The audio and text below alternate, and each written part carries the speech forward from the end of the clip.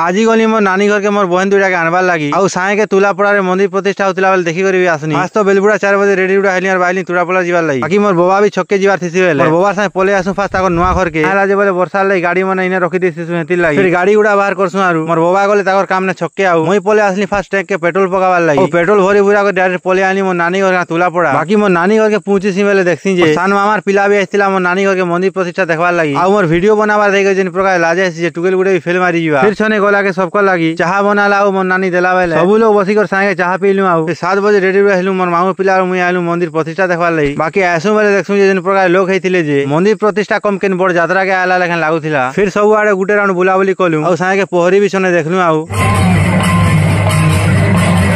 बाकी सब आडे बुलाबुली करसु बेले भोग करसी जे पले आसु मुड़ी मिक्सचर खाबार लगी बाकी दुकान जेते लोग थिसन जे 5 मिनट वेट कला परे हमको मिलसी मुड़ी मिक्सचर आ फिर मुड़ी मिक्सचर खा खई करसु आउ पले आसु डायरेक्ट अन्न प्रसाद खाबा के बाकी लोग खो होइथिसन आ वर्षा खो होइथिस बेले हमको ठिया ठिया आगा खाबा के पड़सी आ फिर खाई खा साई करी गुटे चक्कर आउ थरे सब आडे लगासु आउ ठंडा गुडे लास्ट के पीसु घर के पले आसु आ फिर राती इने सुई सुआ करी सकाळ रेडी उडा हेसु आउ 3 भाई बहनी पले आसु डायरेक्ट हमर घर के।